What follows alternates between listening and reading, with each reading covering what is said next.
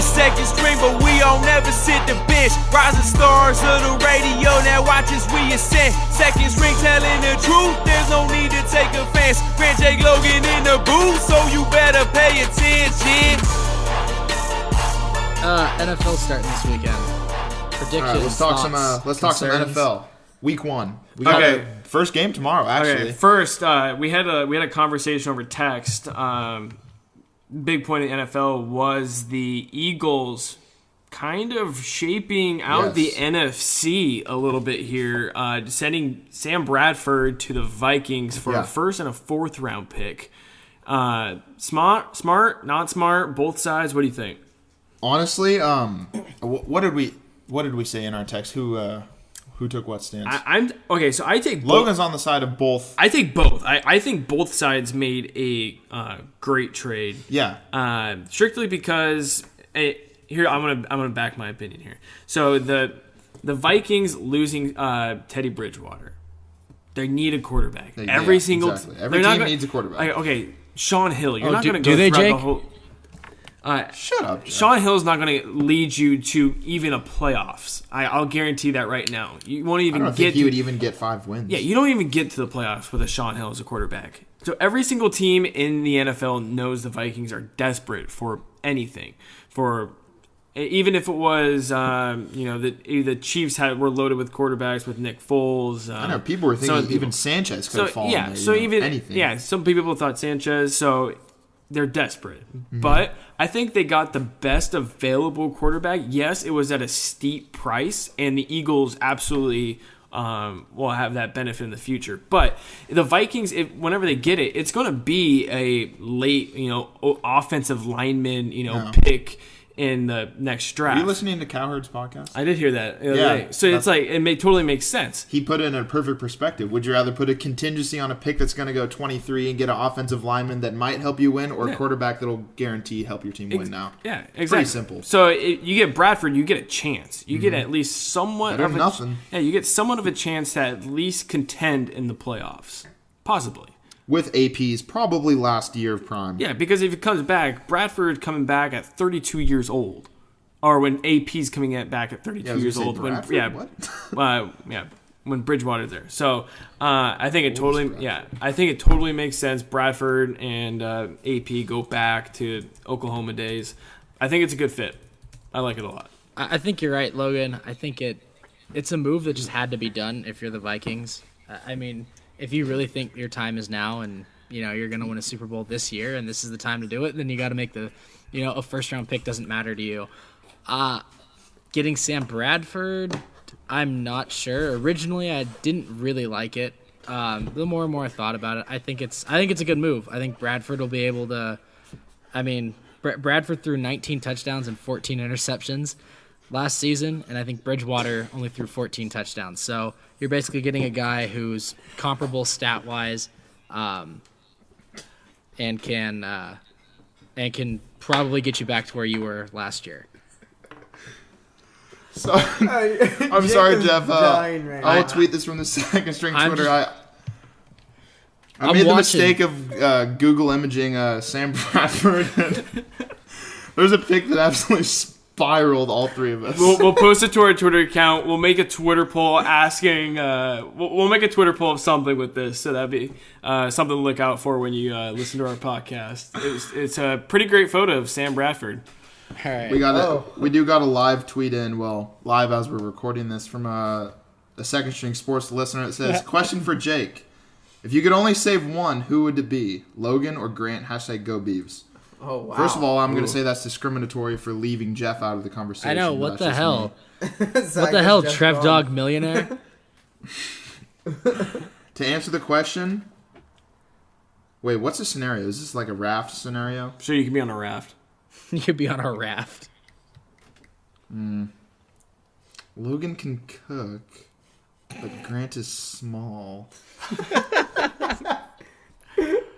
I go neither.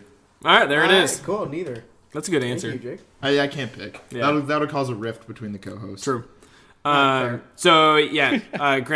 what's your opinion on the Bradford trade? I really agree that it's good for both sides. I mean, Bradford is kind of a injury risk, but at the same time, and kind of is kind of an understatement. Yeah. But at the same time, he's really talented. If he stays healthy, he can help you win now. I think that it was pretty much necessary for the Vikings. Yeah. There wasn't really an option. I agree that Sean Hill isn't going to win you any games. Yeah. And, hey, I mean, they got a good price back for him. So, All right, and we will also be making we'll go through and make a Second String Sports a kind of a picks per week, and we'll send them in, and we'll do that, and we'll kind of keep track of the season. Have fun with that. So, yeah. do we want to run through the picks really quickly? Week one? We'll spit them out later. We'll give them like a recap of week 2 when we actually get that planned out. But let's kind of get into a discussion real quick, kind of touch bases on it. So I gotta get him off my screen. Jake's looking at. I gotta see this. I gotta see this Sam Bradford pick now. It's absolutely disgusting. Colin Kaepernick's stance. Where are you guys with this? Because everyone has an opinion on it.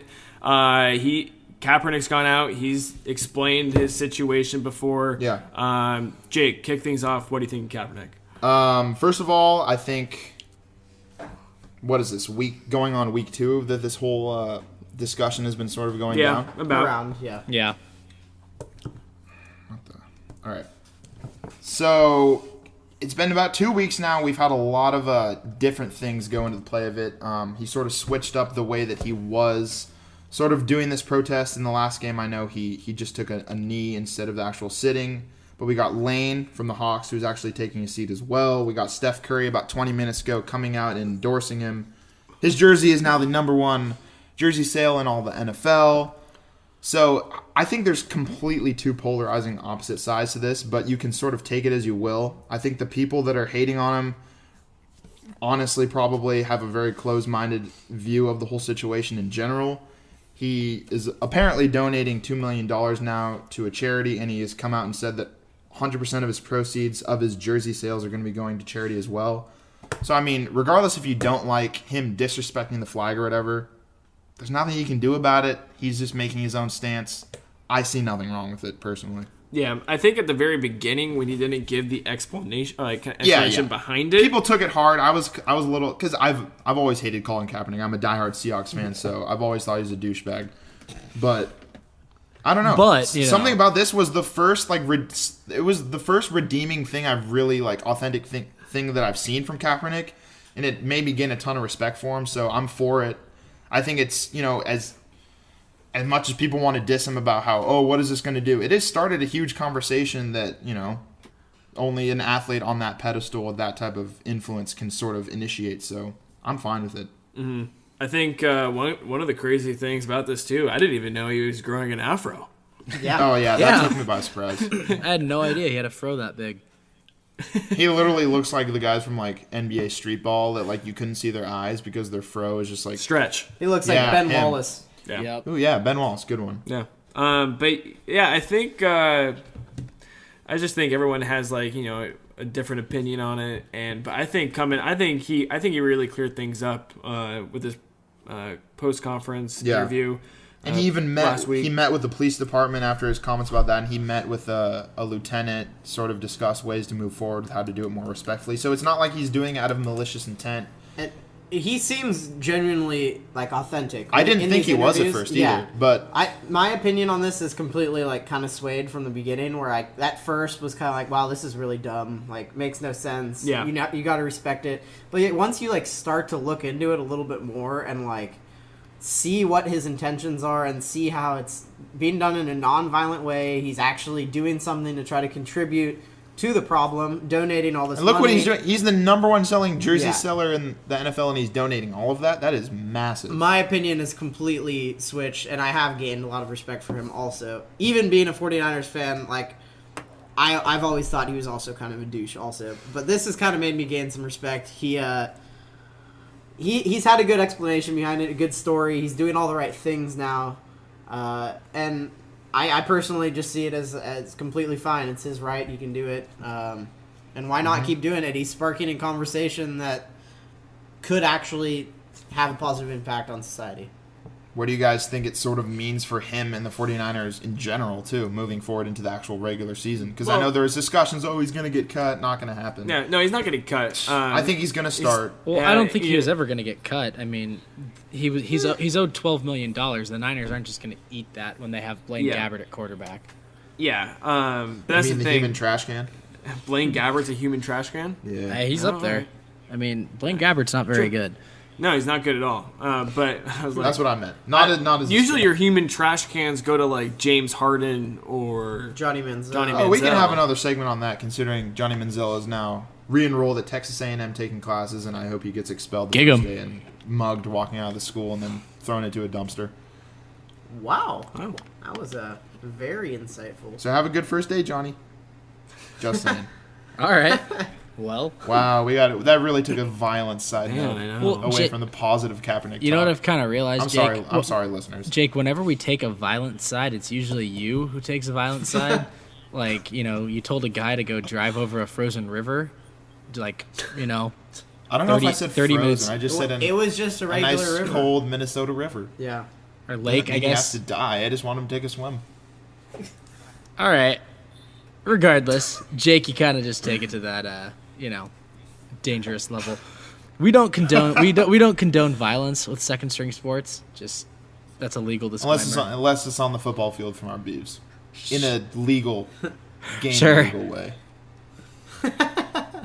Channel that aggression. As the second string sports chief legal counsel that I've just appointed myself. Sure, we condone that. All right.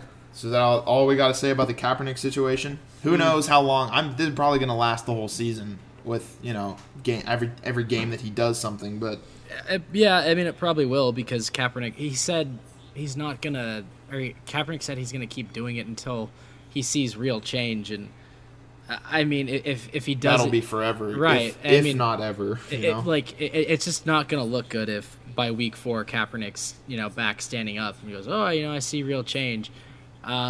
Real change is going to take a lot of time.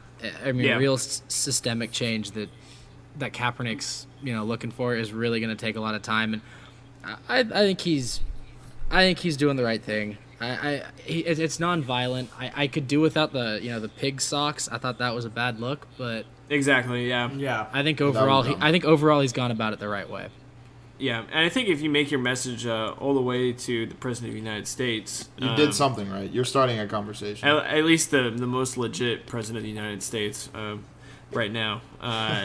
Yeah, so I think if you make it to that point, I think it's definitely something that you're definitely getting your message out there and making an impact already. So that's pretty good. Agreed. Mm-hmm. Any last topics we want to touch up on before the show ends? Predictions, whatnot? It's the NFL. The NFL starts Thursday.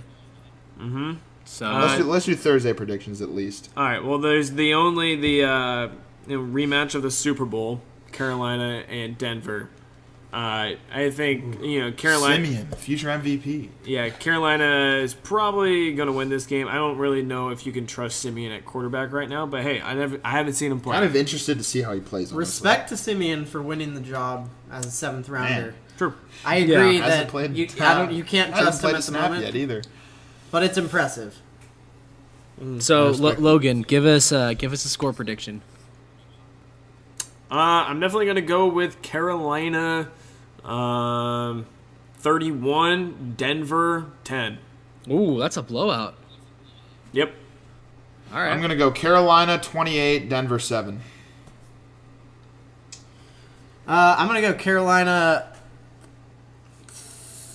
I'm going to go Carolina 20 or 35.